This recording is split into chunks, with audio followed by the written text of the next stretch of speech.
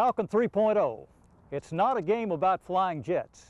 It's a game about intelligent application of real-world tactics and skills in a harsh combat environment. It demands skill and discipline and a firm understanding of some combat axioms that have been learned the hard way over a lot of years. In the next hour, you'll be taking part in Fighter Air Combat Trainer, a series of lesson plans taught by a pro. They're designed to teach you how to maneuver your jet in a visual environment. So grab your manual and your joystick and pay attention to this guy. He knows what he's talking about. Okay, we've got a pair we're engaging on the nose. Nothing good will happen to you without detecting the bandit. Okay, there's one to my right, one to my left. 4-0, Tally. I'm taking the guy on the left. Tally. Bandit turns, we got to solve our problem. Okay, looks like he's converting on us, 2-2. I got him off the left wing at 16,000. He's about 6 miles now, second left. When you're maneuvering on a guy, you want to push him away. Okay, heads up, 2-1. You got one coming in. Yep, taking him from the bottom. 2-1's no joy. There is no set situation that always is the same. Box 2 kill on the high F-15 passing through west. Left-hand turn. 2-3, you got an F-15 on your tail. You're in a bad spot if you're not shooting somebody. Box 2 on the F-15 and a right-hand turn, 15,000. Going for Jen. Start thinking weapons. Start thinking shooting them and killing them. 2-1, you're cleared in. I just killed that guy. Okay, I got both on Eagles above each other. I'm on the high one, visual, the F-16. Tracking, kill F-15, right turn. Fast, Spitfire, Sabre, Thud, Eagle, some of the greatest fighters of all time. They're all here under one roof at the United States Air Force Museum just outside Dayton, Ohio. Hi, I'm Colonel Phil Hanley, United States Air Force retired. It was my privilege to fly a few of these planes. Just what is it about these great fighters that makes them seem bigger than life? Is it their performance? The fact that they're powerful and maneuverable means they can put on a great air show, but so can a Pitts S-1. The difference is that the Pitts was built for that purpose. Fighters weren't. What fighters do in air shows are nothing more than byproducts of their mission.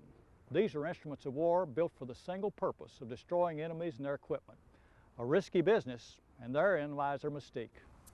Today, Pete Bonani, who's a current F-16 IP and weapons officer, is going to talk about a family of maneuvers for 1v1 aerial combat. In today's lexicon, they're called basic fighter maneuvers, or BFM. In the past, they're known as dogfighting techniques. But regardless what you call them, they're as applicable to the old Sopwith Camel that sits in that building as they are this F-16 that Pete flies for the Virginia Air Guard. They're the blocking and tackling of aerial combat. And in the fighter game, if you can't fly good BFM, you'll never amount to a hill of beans.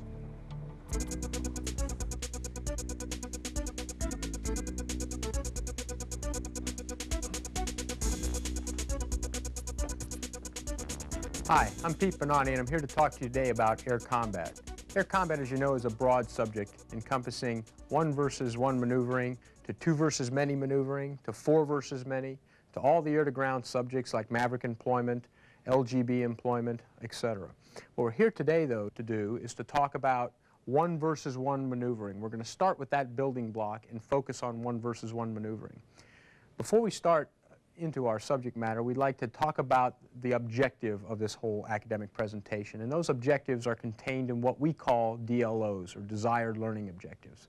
Okay, the desired learning objectives for this presentation are 1, to be familiar with or get familiar with the terms, okay, terms and definitions of 1 versus 1 air combat. The second desired learning objective is to be able to kill and survive in a 1 versus 1 scenario. A fighter pilot has one objective out there, that is to kill the enemy, destroy the enemy, and survive. So that's the second desired learning objective. Okay, to get to the first learning objective, we have a lot of terms and definitions that you need to understand in order to cover 1 versus 1 maneuvering. And most of them have to do with geometry or angular relationships between aircraft. There's basically 3 different types of geometry. There's positional geometry, attack geometry, and the weapons envelope. Okay, so we're going to talk about all 3 of these. The first is positional geometry, which very specifically is the angular relationship between 2 aircraft out there in the environment. In positional geometry, you have 3 terms, 3 terms that you need to understand that define this angular relationship, and they are heading crossing angle or angle off, range, and aspect angle. Okay, the first of these is angle off, which we also use the term heading crossing angle to describe. As you see from this picture, we've got two jets with velocity vectors in space. The F-16's heading this way, and we've got the Fulcrum going this way. The difference, the angular difference between their headings, measured in degrees, is what we call angle off. Okay, the second term is range. It's fairly simple also. It's just the distance between two targets. Normally fighter pilots talk in range in terms of nautical miles, okay, which is 6,000 feet. So it's outside of 6,000 feet, you talk nautical miles in tenths. Inside 6,000 feet, you talk in terms of feet. So for range, it's just, again, the straight line measurement distance between two aircraft here. The next term for positional geometry is aspect angle. To define it simply, aspect angle is a measure from the target's tail to your aircraft. So in this particular picture, the first scene, okay, from the target's tail to your jet, that's 0 aspect. If you're out in front on the nose of the Bandit, that would be 180 degrees of aspect. Out here, this is 45 degrees right aspect. Aspect is independent of heading, and that's what gets confusing to guys. It has nothing to do with aircraft heading. So this guy could be heading in any direction, and at that particular instant in time, he would be at 45 degrees right aspect. The reason aspect is useful, because if you know range and you know aspect, then you also know your displacement from the target, okay, which is going to be important, as we're going to talk about soon. The next type of geometry we're going to talk about is attack geometry. Attack geometry is a pursuit course that you take when you start behind the Bandit and start an attack. Okay, you have 3 different options you can take as you attack a target. You can go lag pursuit, or put your nose behind the Bandit. You can go pure pursuit, put your nose on the Bandit, or you can go lead pursuit, put your nose out in front of the Bandit. Here's a Falcon scene of a lag pursuit course. As you can see, the flight path marker, or the velocity vector of the aircraft through the sky, is behind this turning Bandit. So this is a lag pursuit course. The next pursuit option is pure pursuit, and that's when you point directly at the target. Okay, if you put your flight path marker on the target or near him, okay, that's pure pursuit. And here's a Falcon scene of pure pursuit. You have the target, okay, you have your flight path marker, and they're kind of co-located right there together. So here the fighter is flying a pure pursuit course. Now, if you took that same flight path marker and drug it out in front of the target, okay, that would be lead pursuit, okay, a lead pursuit course. So what are your attack pursuit options?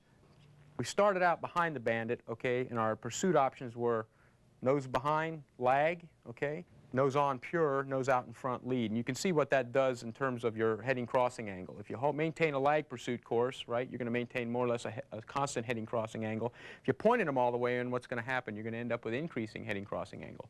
Lead pursuit course will tend to solve your heading crossing angle problems, given the fact you can maintain your nose and lead. Okay, so those are the 3 attack options.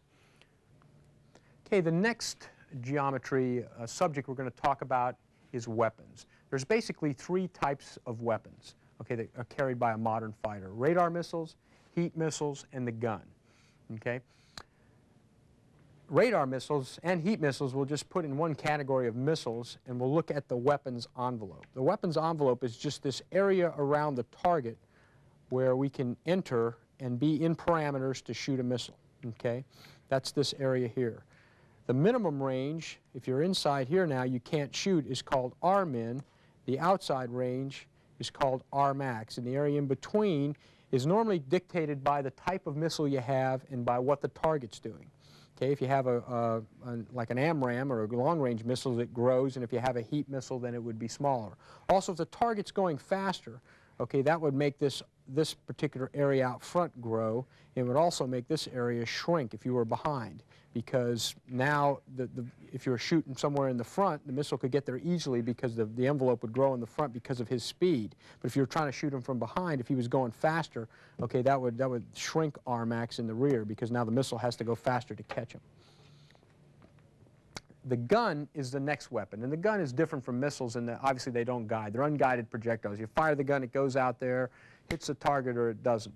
Okay? So the gun envelope isn't a donut, it's just an area around the target. You have the maximum range out here, okay, in the front, for most gunshots in an F-16, it's probably somewhere around 4,500 feet, and in the rear it's probably somewhere around 2,500 feet. But again, there's no min-range because it's just a bullet.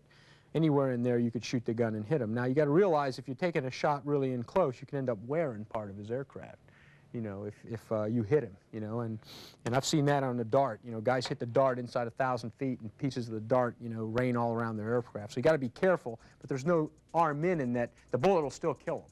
Might kill you too, but the bullet will still kill him. We have just covered terms and definitions used to define the geometry of air combat. We have discussed three basic types of geometry: positional geometry, attack geometry, and the weapons envelope. Positional geometry is the angular relationship between two aircraft and consists of angle off, range, and aspect angle. Attack geometry consists of the pursuit options that can be taken by the offensive fighter. These pursuit courses are lag pursuit, pure pursuit, and lead pursuit.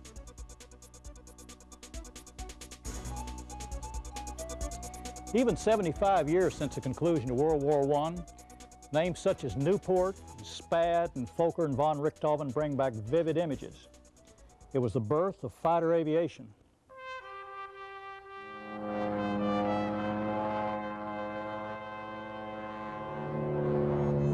As the war began, the aircraft was used only as a scout. Opposing pilots actually waved as they passed. But this courtesy ended the day one of the pilots pulled out a pistol and fired at the other airplane.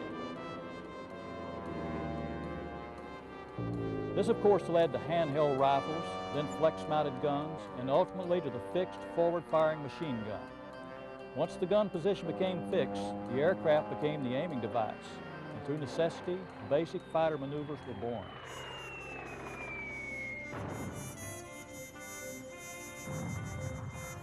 So when Pete talks about Luftberries and Immelmans, those aren't just arbitrary titles. They're the names of the men that invented the maneuvers. Finally, lest you think these crates were simple to fly, consider this aircraft, the Sopwith F-1 Camel. It's a matter of record that it shot down more enemy planes than any aircraft in the war. However, it's also a matter of record that more pilots were killed learning to fly than died at the hands of the enemy.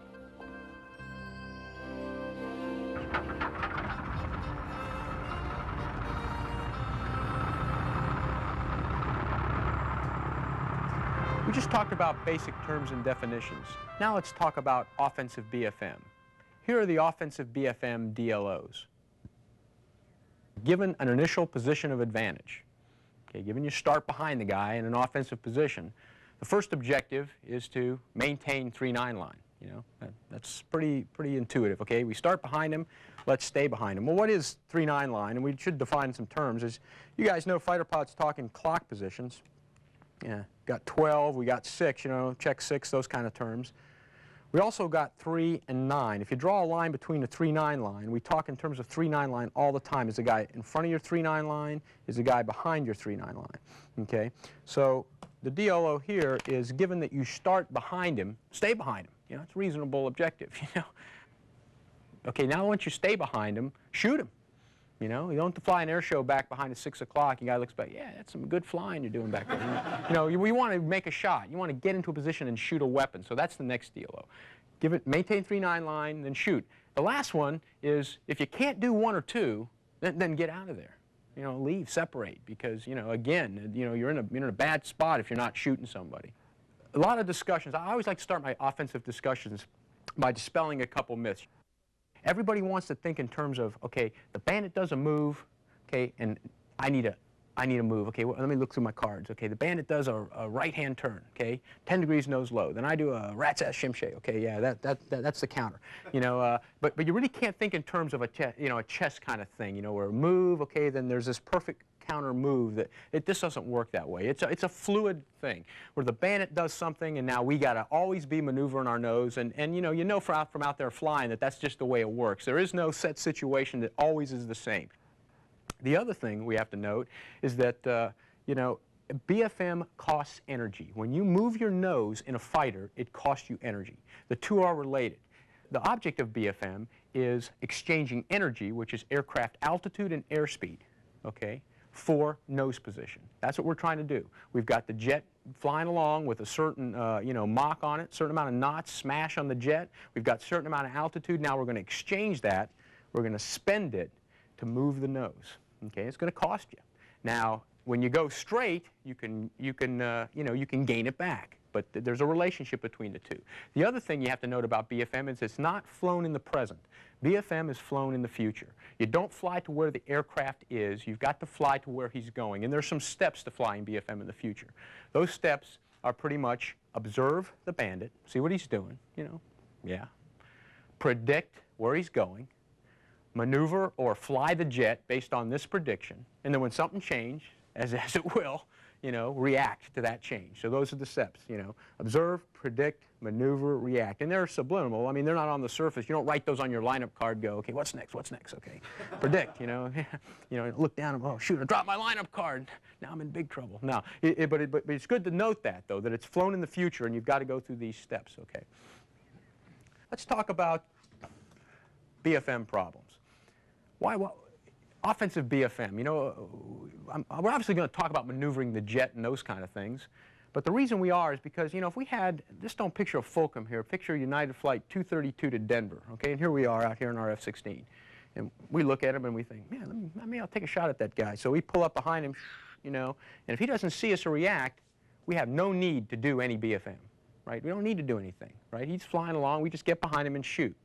The reason you need to do BFM is because if this is, instead this is not an airliner now, this is a fulcrum, and he sees you and turns, he will create BFM problems. Instantly by me turning, you see heading crossing angle build, you see aspect changing, you see range changing. Those are the BFM problems that are created by a turn. Bandit turns, we got to solve our problem. The way we solve a problem is we turn. Bandit turns, we turn, okay? How do you turn? There's two things. It's how you turn and when you turn that count, as you know from flying. You can go, okay, Pete said to turn, and I've seen this. I've seen this burn in JP4. I've seen it in simulation. I've seen it everywhere. A guy says, ready, ready, go. He turns, and if you don't turn at the right place, if you just say, okay, turn. Oh, man, that didn't quite work. Yeah. I knew I should have stayed awake past just the turn part. So we're going to teach you, kind of how, not only, how to turn, but when to turn. But first, let's talk about turns themselves, because turns are important. If you're not at corner airspeed, the turn dynamics are quite different. What corner airspeed is this airspeed in the jet where you can turn the quickest, tightest turn. Okay, in an F-16, that's about 440 knots. Okay. Turns have two things associated with them. They have rate, that's how fast you move the nose. They have radius, or how tight the turn is. Those two things. I thought it'd be interesting to take a look at Falcon to show you the effects of one aircraft pulling about 6 to 7 Gs at 450 knots. That's right at corner, right? Okay, you started the turn right here. He ended it right there. And you could take a look at, again, his rate and radius as he makes the turn. The next guy I'll show up here turning, he's at 550 knots. He's 100 knots above corner, and you can take a look at where his rate and radius is carrying him, much farther out. Okay, he's all the way out here. And also you would note, if we took a look at this thing, this guy started here, got all the way around the corner to about here. In the same time, it took this guy starting in about the same place and getting to right about here. So 100 knots of airspeed difference makes a big difference in radius. And just as important, it makes a big difference in rate also. You're just not moving the nose. I might also note that, these guys are both at the same G. So they're both suffering equally. Because G is you suffer under G. But one guy's not doing too much at all for the amount of suffering he's doing, And the other guy is moving the airplane around. So it's very important to be at the right airspeed, right at corner airspeed when you do this. Okay. Those are turns looking up from above. Now let's take a look at a vertical turn. Vertical turns are different in many ways, primarily because we've got gravity. Okay, so what gravity tends to do is flatten out the turn on the back side, and up at the top side you'll notice you can get a much tighter radius and a much better rate. And this is what fighter pilots call the energy egg. It looks like an egg. Okay, because you get a much better turn up here at the top, and you have a much worse turn here at the bottom. And that becomes important when we start to talk about head-on BFM and those kind of things. The nose-high fighter has a big advantage. Why? Because he's got God's G at the top. He's got like big hand pushing him down. Down at the bottom, you have the the negative effects of G at the bottom side. So you've got to play that, okay, when you're fighting BFM. The next concept with turns is turning room. You need room to turn. You can get it vertically, or you can get it horizontally, or horizontally displaced from the bandit. Either way, though, when you're maneuvering on a guy, you want to push him away to get some room away from him so you can turn. And when you make that turn, what? You want to be at the proper airspeed. How much turning room do you need? You need a diameter. You need a turn diameter. I mean, how much is a turn diameter for an aircraft at 450 knots?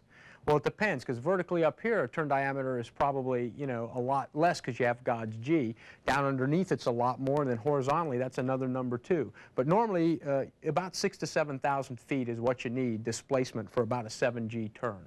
A little less for up here, a little more for down here, but you need to get away from the bandit. You need to push him off so that you can take this radius now and fit it around to fly behind the bandit. Okay, let's take a look at two targets in offensive BFM setup where the bandit starts out at 2 nautical miles or outside your turn circle.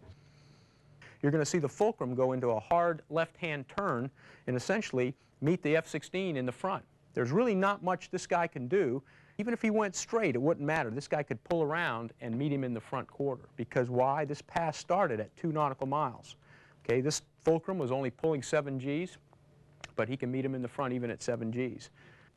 Well, let's take a look at another Falcon view. This is the exact same setup, but now you can see it from a different view to help reinforce it. You jump this guy, you see this turn, you're watching him, and you start seeing the front part of his airplane. What happened? You started outside his turn circle, okay, and there you have a front quarter pass from this, okay. So it's important to ask yourself the question. When I start a fight, I kind of start jumping this guy, and I ask myself this question: am I inside or outside his turn circle? Is his present turn rate going to cause a front quarter pass? If his present turn rate is going to cause a front quarter pass, I'm outside his turn circle. So what should I do different if I start outside his turn circle? Don't go for turning room. Okay? Don't go for turning room. Why? Because it's not going to work. It's just not going to work. If you go up, you might give him turning room. So if you start seeing the front, start thinking weapons. Start thinking shooting them and killing them in the front with a weapon, because there's nothing else you really can do. Now let's show a pass inside the turn circle, and you'll see from Falcon kind of how much different this one is. This is about a 7,000-foot setup. Again, fulcrum against F-16. Fulcrum's going to go into the same left-hand turn at the same G, and the Falcon's going to pretty much react to pretty much the same way he did before. However, the geometry is different from the start. Here's another view of the same thing. Exact same turn. Quite a bit different. You don't see that front part of the airplane during this turn. You just see the F-16 maintaining 3-9 line position, pulling, and then finally closing in for a gunshot or a missile shot or whatever he's in parameters to take there. Okay. It's important then to talk about how we turn. I like to use an anatomy analogy. If you start at the shoulder, the guy can turn and meet you in the front. Okay, he can turn and meet you in the front. You're too far out. You're outside his turn circle. If you start closer in, near the elbow, now you can maintain your position on him because you drive into this elbow position just like you saw in the telestrator, and you can maintain your position. How do you get to that spot? That's the key of offensive BFM. Fulcrum's out there flying around. Okay, you're starting behind him.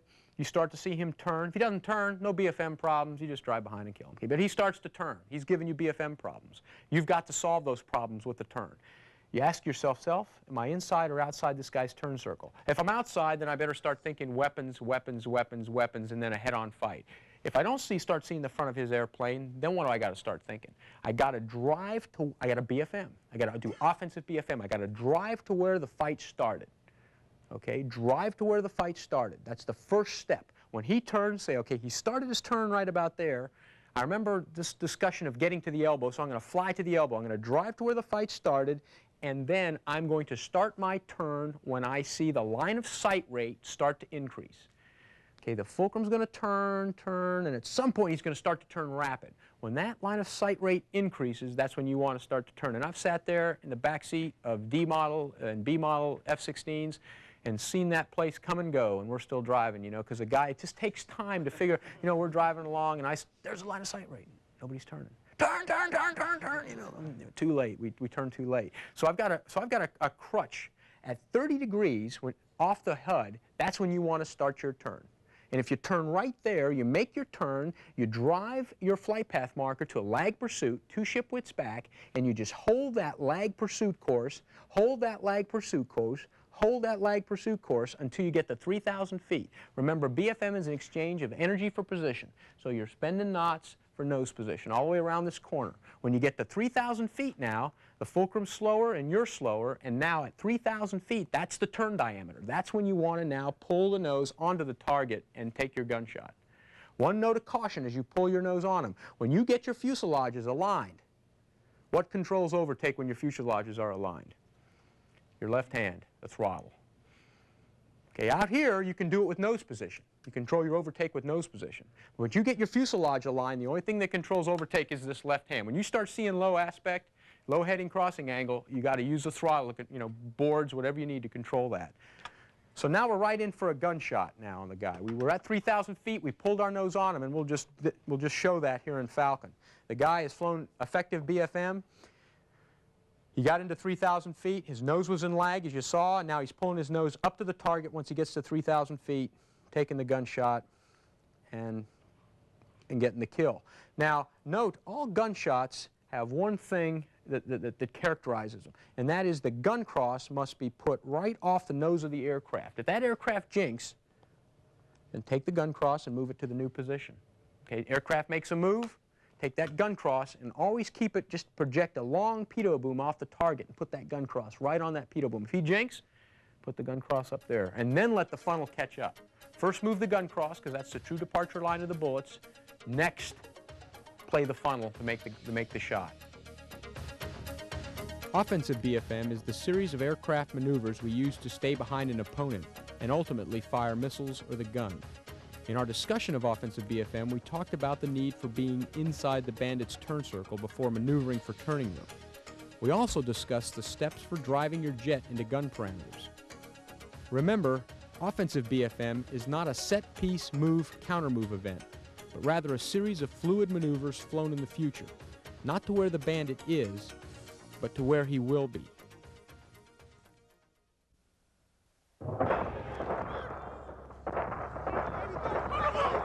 Over half a century ago, Winston Churchill told an anxious nation that they would fight the Germans on the beaches, the landing grounds, the fields, and the streets.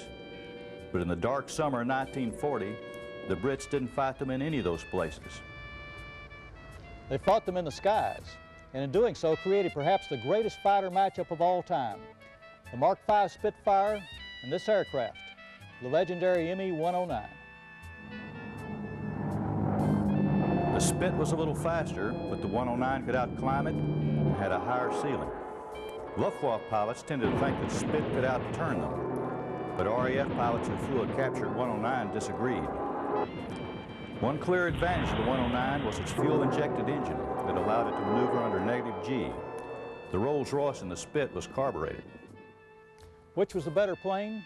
You can make credible arguments either way. But the bottom line is that a handful of British fighter pilots stood off the Luftwaffe long enough that Hitler lost interest in the cross-channel invasion and attempted instead to go to Moscow in the winter. A fateful mistake.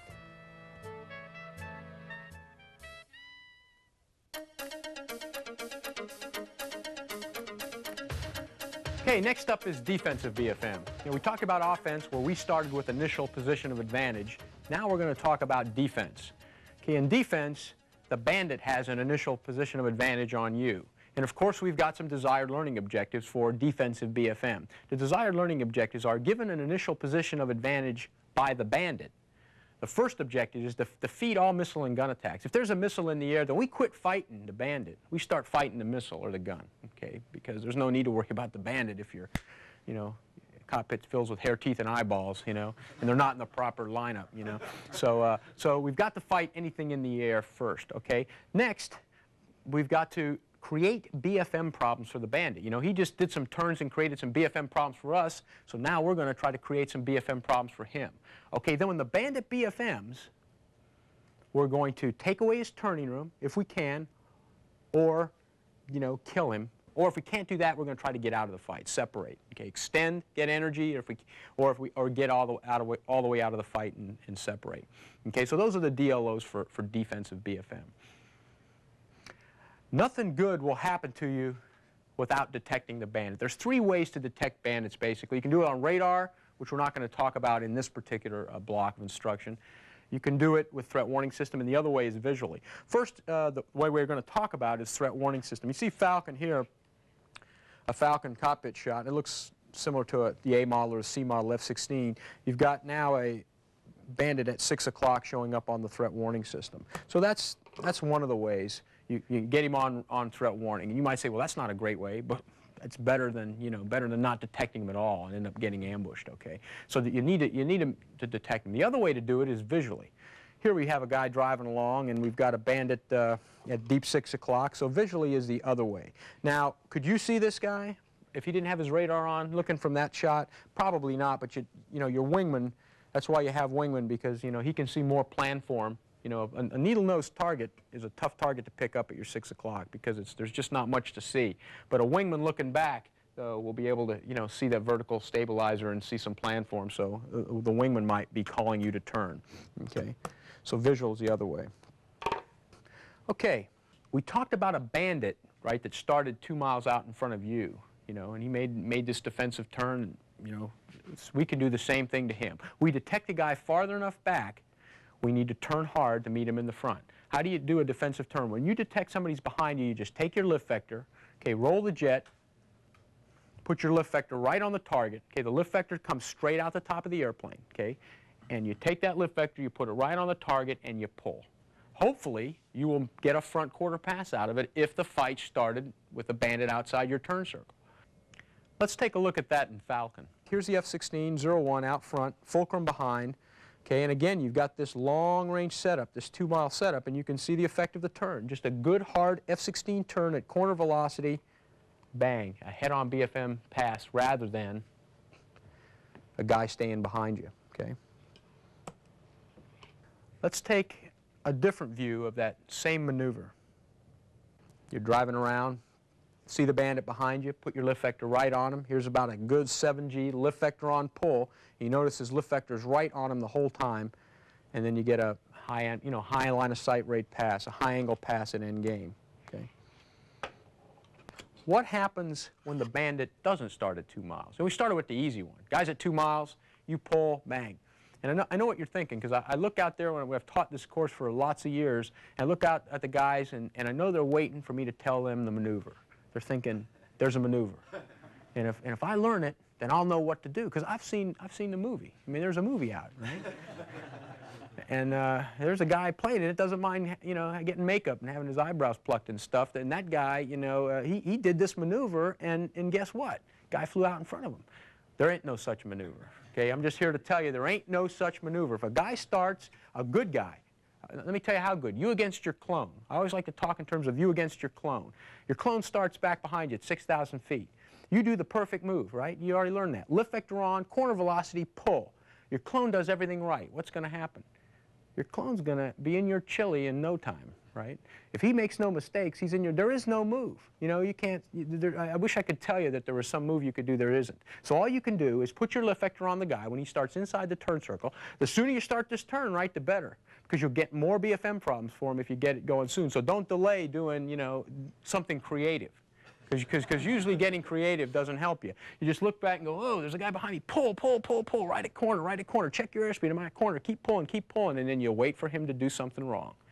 Okay, if he turns too late, he could get stuck in deep lag, right? You can just keep this turn coming and keep his nose stuck to lag. If he turns too early, he doesn't drive to the elbow, right? He starts to go to lead pursuit out at 5,000 feet. When a guy does that to me, I go, great. All I got to do now is do what? Defend against the gunshot. Okay? All I got to do is defend against the gunshot. But if he does the perfect move, all you're going to buy is time. Now, you may say that, oh, that's not worth a shit, you know, I'm buying time. I mean, but that's what you want to do, because even if it's real and a guy's back behind you, you do want to buy time, because things can go wrong, right? I mean, a rattlesnake could, jump up and, bite him in the throat or something from his cockpit. No, but a lot of things can go wrong, is what I'm saying. So you just got to buy yourself time and live as long as you can, because maybe somebody will come in and help you or something. Okay, here's a defensive turn at 1 mile, and we're going to see the effect of a you against your clone fight. I mean, this won't have a surprising conclusion. Your clone comes in a fulcrum. You're in an F-16, you're doing everything right, you're pulling your lift vector right on him, and, it doesn't have a real happy ending, as you can see there, Missile defense. Okay, anytime you see a missile in the air, that was our first DLO, right? If a missile was in the air, we're going to defend against it. Okay, we got to do that. You fight missiles with aspect. That's how you fight a missile, with aspect. And what I mean by fight missiles with aspect is you put them on the beam. Okay, you put them at 9 o'clock, you put them at 3 o'clock. That's how you fight a missile. We have a telestrator shot of a missile attack and a correct response of a guy taking the missile and putting it on the beam. Missile's in flight. Falcon's in a right-hand turn. Falcon turns, puts the missile on the beam, and he gets lucky. Okay, the missile doesn't hit him. Why do you put missiles on the beam? Okay. You put missiles on the beam because it makes them pull the maximum amount of lead. Okay, what missiles do is they come off the rail and they zero out their line of sight rate. They pull lead pursuit so that they can get to you faster. Why do they want to get to you faster? Well, it isn't meanness, because they feel they'll kill you no matter what. They want to get to you faster because then they can get there with the rocket motor burning. So when you maneuver, they've got energy, right? All maneuvering in the air costs energy. You spend energy. Missiles spend energy too. If you can get that rocket motor to burn out and you make a move, the missile is not going to be able to maneuver very well. I mean, one turn and it'll run out of steam. So that's why you want to do that. Fight missiles with aspect. Put them on the beam. Okay, gunshots. For a guy to kill you with a gun, he needs to solve 3 problems. Or for you to kill somebody with a gun, you need to be in range. You need to have your nose in lead pursuit. Why? Because it's just like Kentucky windage on a, shooting a duck. You got to shoot out in front because you've got a projectile with a fine, time of flight, essentially. It takes time to get there. And you need to be in plane. Those are the 3 things you need. Those are the 3 things he needs when he starts to close to you for a gunshot. Which one of those do you think you can deny him? Could you deny him range? No, because, we just did our best turn, right? And he came right into, he got right in on us. Can you deny him lead? That's what we're trying to do. We're pulling as hard as we can, trying to get his nose in lag. But if he drives to the elbow, right, and at about 3,000 feet pulls his nose to lead, you can't stop him from getting lead pursuit. If you could, you're doing the best you can pulling, right? No, you can't deny him that one either. So the only one you can deny him, usually effectively, is plane of motion. Okay, how do you deny him plane? You deny him plane with a violent maneuver where you just roll the airplane at least 70 or 80 degrees and then pull out of the plane you were in. You've got to do it at the right time. Okay, you've got to do it at the right time. If you do it too early, the guy can just reposition. The fulcrum guy sees you out there, he's coming in for the gunshot, he goes to lead, you go jink. You jink too soon, he makes a correction. Okay, doing it too soon is bad, but doing it too late is worse. So, as you start to see him come in and go, ready, ready, then your left arm's sawed off by the gun. Oh, no, now I can't adjust the throttle. Oh, shoot, So, anyhow, let's take a look at a good, effective roll out of plane. Okay, you got a bandit coming in on an F-16, and you see the guy jinking here, rolling out of plane, okay? And getting out of the funnel is really what you want to do because the funnel shows the bullet dispersion of the gun. So you want to make a violent enough move to maneuver completely out of plane. Here you see, the guy out of plane with the funnel. Defensive BFM is easy to understand. Put your lift vector on the bandit and pull. The bandit is outside your turn circle at 2 nautical miles. You can force him in front of your 3-9 line with a 7G pull. The bandit starts near your turn circle and drives to lag. You're in big trouble. There's no magic moves to spit him out. All you can do is hope for a mistake and take advantage of any bandit blunders. If no mistakes are made, get ready for a guns jink. Remember, it is better to jink too early rather than too late. Here they are side by side, the air combatants of the Korean War. This is the F-86A Sabre, to this day one of the most beautiful jet fighters ever built. Big bubble canopy so you could see, low wing loaded so you could turn, good speed, good stable gun platform. Posing the Sabre was this airplane, the MiG-15, an aircraft that set the mold for many a Russian design that would follow. It had a big engine, high left wing, and 3 very large cannons.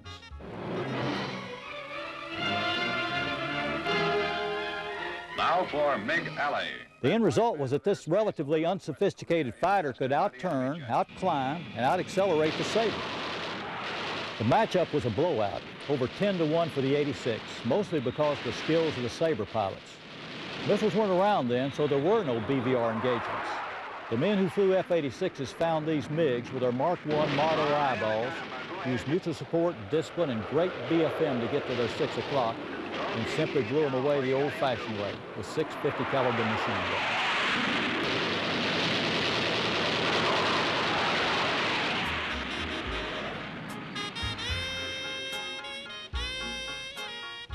We've just talked about defensive BFM.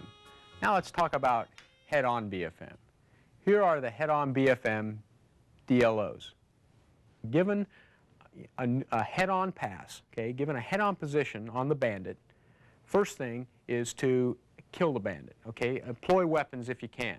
Next is to BFM and gain 3-9 line position on the bandit. Okay, that's the next thing we'd like to do. Given we can't kill him at the pass or whatever, do some BFM and gain 3-9 line. The next thing, or the last thing, the last DLO is, if you can't do those two, leave. Okay, and you notice that's a recurring theme. You know, if you can't really do the objectives, okay? We start talking about head-on BFM. We talked earlier about how we exchanged P sub S energy for position. Here's my knots, I want position. Well, here's the thing you're going to have to ask yourself. When you pass a guy like this, it took a lot of BFM when you started behind him. And it took a lot of energy to kill him. Well, you can imagine now when you start like this how much time and energy it's going to take. Okay, this is a 1v1 BFM discussion, so we're not talking about time. Time is tactics. You can think of time as tactics. We're not going to talk about tactics. We're just going to talk about, now, okay, we're committed to fight, so we're going to fight. But I will throw out, though, when you pass a guy head on, you've got to think very seriously that, do I really want to fight this guy or not? Because it's going to take a lot of time to kill him. Now, you may not have a choice, right? You may be defending something or someone, in which case now the tactical choice is made. You've got to turn and fight. You've got an AWACS back there. So there may be a tactical reason, you know, why you have to turn and fight. But you really got to ask yourself, it's going to take a lot of energy to do this, okay? A fighter pilot, when he gets in a fight, has got to think in terms of his escape window. And I'll just bring this out briefly now. An escape window, I always think in terms of an escape window, my safe path out of the fight. If I jump a guy and I'm 2 miles back and he doesn't see me, I have a huge escape window. At any time I can take my jet, fly through that window, and get out of this fight, okay? The window's huge when you end up in a fight. You know, I like to draw a window just to show you the effects. If you start behind a bandit that doesn't see you, that window's huge. Okay? If you start head-on a bandit, okay, that escape window's still big. We can fly our jet whoosh right out that window and get away. Okay? Once you start this turning fight, once you start this groveling, okay, once the spaghetti starts to spread all over the place, all over the sky, that window closes down, and it closes down rapidly, because as you expend energy, the window closes. As you turn, every 90 degrees you turn, your situation awareness goes down of what's going on around you. Okay, if you're fighting this one guy and you're in this food fight with him going round and around, you don't know what's going on around you. You're just fighting this one guy. As your situation goes down, as your energy goes down, your escape window closes down. Your chance to get out of the fight, you lose that chance to get out of the fight. Okay. So now we've got several choices when we go out and pass this guy and we're committed to fight. Let's talk about some terms and definitions here of a head-on pass. Here we're going to show a one-circle fight, because you always hear in head-on, one circle, two circle, those kind of things. Here we have a one-circle fight because what happens is both targets turn and their circle is on the same side. You had a fulcrum turning right, an F-16's turning left. This is what we call a one-circle fight because the radiuses are on the same side. Okay, that's a one-circle fight. Okay. If there's a one-circle fight, then there's got to be a two-circle fight, of course. And what happens there is both guys turn into each other. They both make, like on a left-to-left pass, they both turn left. And you can see that here on the telestrator also. Fulcrum versus Falcon. You're going to pass head-on again, and both guys will turn, looks like left. What happens here is you've got two circles. Okay? That's a two-circle fight. Let's talk about why you'd want to do one or the other. You'll notice in the one-circle fight, when this guy turned this way, it ended up being a much tighter, you had one guy turning like that and the other guy, turning the same way. You end up with this range being a lot tighter. In a two-circle fight, as they come together, this range that you come head-to-head is a lot greater, okay? So what tactical implication does that have? Well, if you're fighting, let's say you ran out of missiles, and you're fighting a guy that still has missiles, heat missiles. And you probably want to try to fight a one-circle fight against that guy. You probably want to jam. You probably want to get inside arm in, right, and stay there. Boy, I don't want to get outside arm in on this guy because I ain't got a missile. All I got's a gun. There's no arm in for a gun. I want to get inside his arm in for his missile and stay there. The same thing will happen to an airplane that doesn't have a head-on, shooting capability. Like if you fight a, a MiG-17, MiG-19, guy can't shoot you in the face, he's probably going to want to take you one circle. He's going to want to take you one circle because he can jam your missile. Okay, two-circle fight, just realize you're fighting a fulcrum and the fight goes two-circle. What's going to happen here? You're both going to have a shot opportunity here, so you got to be careful. Got to be careful in here. He can shoot you also. So a two-circle fight basically gives you more room away from the guy. The other option we have is to go, we can go flat, one circle, two circle, we can go vertical, right? We can go into the vertical. Normally a vertical move in an F-16 is never done at the initial pass.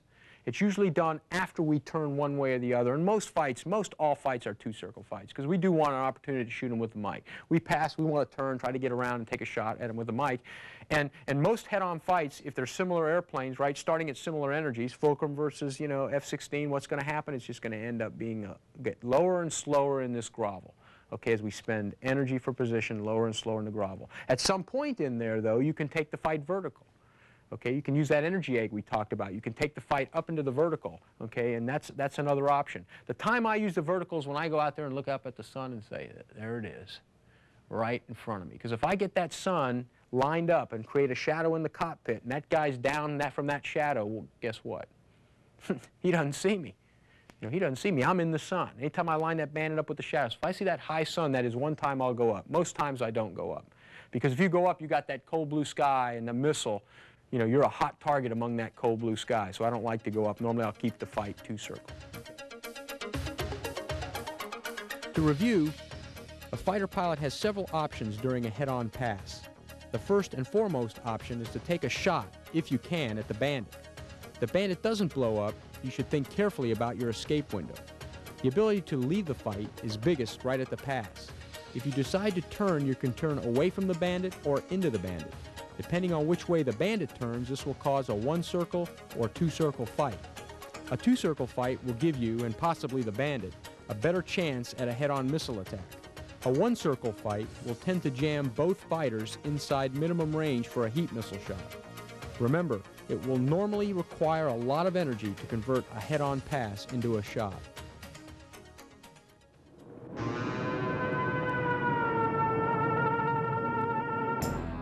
The Century Series aircraft that replaced the F-86 all had one thing in common. They're fast as hell. Now, speed's fine, but it's not everything. When you put razor-thin wings on a fighter so it'll go Mach 2, you can't turn. When you discard the bubble canopy in favor of an aerodynamically slick design, you can't see. But you play the hand you're dealt. This is a 105 Thunder Chief, affectionately known as the Thud, the biggest single-engine fighter ever built. It was designed to deliver nuke weapons very low and very fast, but it ended up hauling iron bombs and rolling thunder. On paper, in a pure 1v1 against a MiG, it hardly stood a chance. Yet Thud pilots shot down 27 of them, 25 with a gun. They didn't accomplish this remarkable feat because of the air-to-air virtues of the Thud. They did it through discipline and mutual support and guts.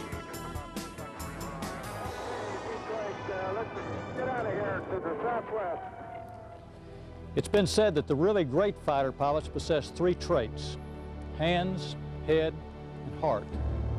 So if you ever find yourself searching for that intangible definition of heart, think of the guys that flew Silver Thuds downtown to the city on the river, a destination from which many of them would never return.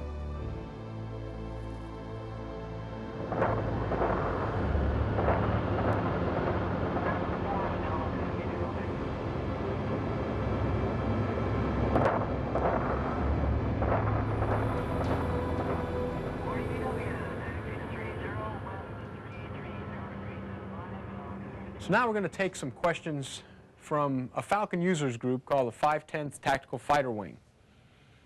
Any of you guys have any questions on the stuff we just covered? Pete, I got a question for you. Sure. You were talking earlier about maintaining a optimum turning rate of about 440 knots. Yeah. What's the difference between maintaining a steady turn and going into a turn, jamming full back on the stick, pulling maximum G's, and losing energy? Are you going to come out with the same end result? Yeah, it's the issue is, do you maintain right at your airspeed, you know, and do whatever G it takes to make, or do you just pull and spend it all? On almost every case that I gave you here, when you're on defense, you spend it all, because the concept is, why die with a 50 extra knots? You know, I mean, you know, it's just like, you know, you get to heaven, you say, hey, but I got 50 extra knots. Nobody cares up there, you know, or wherever else you go. You know, how many knots you had on your jet when you get killed, when you died. So we really don't care. So really, when you're on defense, you just spend it. But on offense, that's a very good question, because really, when you're driving here, remember I said you're going to put your nose in lag pursuit? Well, a couple ship widths back, I mean, that's not very precise. So right in there is where I like to maintain my airspeed. I think that's an excellent point, because when the guy's behind you, you just turn. Okay, but when you're head-on, or when you're on offense, now you can play that turn. There is no need to just spend it all. You will, over time, you will turn better if you keep your airspeed. But you got to be in a tactical position to do that, and this is not it. This is create maximum BFM problems right now, because you remember, each time tick he closes, your ability to generate problems is less. Yeah. It's less, because now he's getting inside your turn circle. So you want to just spend it here, but on the other situations, offense and head-on, you want to try to maintain corner. Now, there are times when I feel I can get a shot, I spend it. I just spend it. And also on offense, you're not going to be able to stay at corner. I mean, because you're going to start to see this lag build. You're just going to have to keep pulling. You don't want to get too far back in lag, or else now you're going to get this big thing. So you want to try to stay at corner, but you're not going to be able to do it, you know, at altitude. At sea level, you probably could in an F-16, but at 20,000 feet, you're going to bleed off energy in a turn, you know. Okay, next question. Yeah, I've got one. So when you get to that control position, if the Bandit starts doing the scissors, do you recommend trying to get slower? Yes. At that point? Yes. Yes, you've got no choice but to get slower. When you start to see this low heading crossing angle, you control your overtake with throttle. And we have a guns defense out now. It's the most current rage to sweep the F-16 community, called the snake. And where a guy just does a snaking guns defense. He's pulling and he's doing a subtle throttle changes with each move of the snake. He's snaking, you know, and then he turns and rolls and he kind of snakes back the other way. And each time he's slowing down, hoping that you're getting bored in on him, and whoa, now we're into this, you know, scissors situation. So the answer is yes, you have got to slow down. You don't care. You're going to kill him. You want to kill him, because once you kill him, now you can speed up. You see, so you don't want to just say, well, I want to maintain my energy. I want to maintain my energy. I want to maintain. Well, good. I'm glad I did. Now I got a good defensive turn to do. You know, you don't want to do that. Use your throttle to stay behind a guy. Because once you're committed, I said, your escape window's closed. You got to kill him. So you just have to do with left hand whatever you have to do to kill him. Pete, why is it that in offensive BFM the yo-yo maneuver is taken away from us? Well, yeah, we didn't talk about yo-yos, and whenever you read any material or see things, even people talking, they talk in terms of yo-yos. Yo-yos are a maneuver that we used to do, and what it's based on is the Bandit turns, and you make a turn. But instead of making this turn in the horizontal like we did, you make a vertical turn. You climb, you get turning room above the Bandit. Now you use God's G to turn more efficiently in the vertical, okay, than this Bandit's doing in the horizontal. But the premise is that you gain this turning room and you own this turning room, that this Bandit cannot come up into you and take the turning room away, okay? And when I learned how to do this in F4 against an F5, for example, I'd drive into my F4, the F5 would turn, and then I'd take the F4 uphill into this yo-yo. It's about 3,000 feet above the Bandit. And then I'd come downhill, turn that old Rhino, you know, better in the vertical, you know, than this F5 was turning. But the F5, after about 90 degrees of turn, was stuck horizontal. It could not come up to take my turning room away. If I had been fighting somebody that could come up, like an F-16, I would have gone uphill, right? Then this guy would have turned, and he would have come up into me to take away my turning room, which is a learning objective for BFM, take away his turning room. And now you'd have almost like a head-on pass, because instead of being stuck here now where I can turn, you know, and get behind him, this guy can now pull up into you, and guess what? Now, this guy's got his nose high, you've got your nose low, and he's got the first use of God's G to lead turn you down the backside. So you're actually at a disadvantage. Okay, we've talked about 1v1 maneuvering. We've talked about offensive maneuvering, we've talked about defensive maneuvering, and head-on. Hopefully, I've given you the techniques that we're currently using out there, you know, in the F-16 world, so that you can take those and use them to be successful out there in combat. One of the things that's important to a fighter pilot is style. You know, you like to do things with style. There's no doubt you can fly around, get some shots, you know, kill some people in the simulation, have fun. But really, we're trying to do it with style. What style implies to a fighter pilot is discipline, execution of the basics. What you're going to find out there when you fight, that this stuff has got to be instinctive. You're not going to do your best creative thought when you're under pressure in a fight, whether it's when you're doing it with JP4 or whether you're doing it in the simulation. Remember, you've got to train like you fight, and fight to win.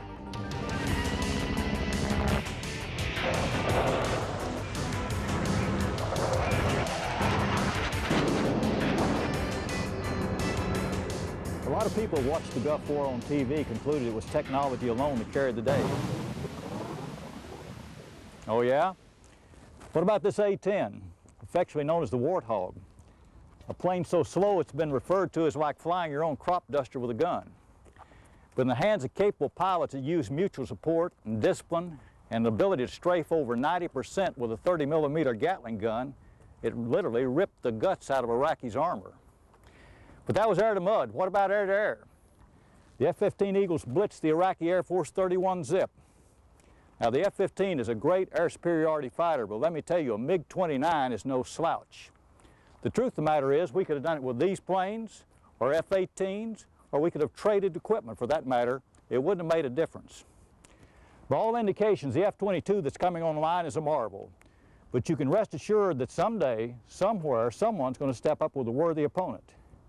Years ago, the great World War II ace Adolf Galland wrote, "Only the spirit of attack born in a brave heart will bring success to any fighter, no matter how highly developed it may be." That's still true today. For in the fighter game, Lockheed and GD and Mac Air build great airplanes, but men still win wars. 2-1 copies, 24510, no join. Okay, we've got a pair, we're engaging on the nose.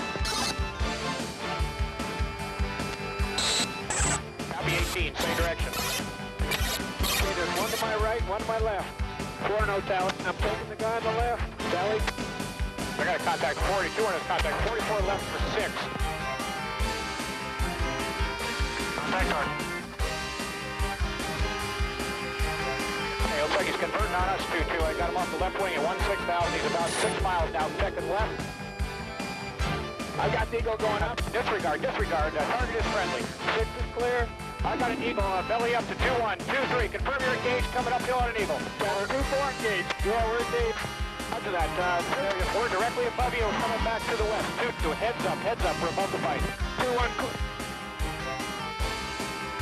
Directly above you now, 2-2.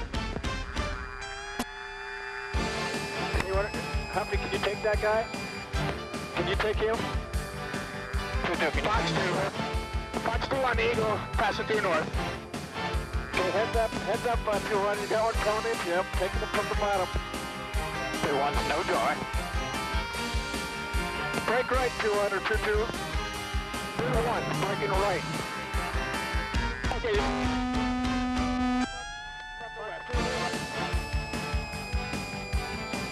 Got one at your 6. Fox 2 kill on the high F-15 passing through west. Left-hand turn. 2-3, you got an F-15 on your tail. This is Corpus on guard, Roscoe 1. Fox 2 on the F-15 and a right-hand turn, 15,000. Going for them. 2-1, engaged. 2-1, good. 2-1, you're cleared in. I just killed that guy. Okay, I got both on Eagles above each other. I'm on the high one, visual the F-16. Tracking, kill F-15, right turn at possible west. Okay, RG-21, status is this. You shot down all of the F-4 air-to-air aircraft. Understand on the F-14s? The F-14s and the F-15s. All gone. And have they departed the area? Negative, they're still in the area, but they understand that they're all dead. Yeah, that's what we understand. Thank you.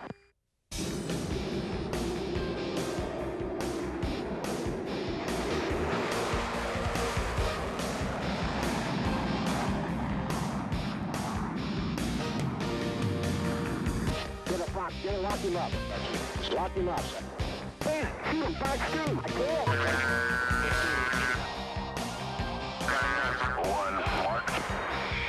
Good kill, good kill. Thrustmaster's F-16C cockpit environment, equipped with all the gear you need to feel the excitement. Fully functional 64-switch control panels, mil-spec strain gauge stick, and F-16C throttle. With Thrustmaster controls and your favorite sim, turn your den into a furball you'll never forget. The Mark II WCS, FCS, and rudder control system. No matter which Thrustmaster equipment you choose, you'll experience more realism, more control, more kills. After all, the ultimate test is to stay alive.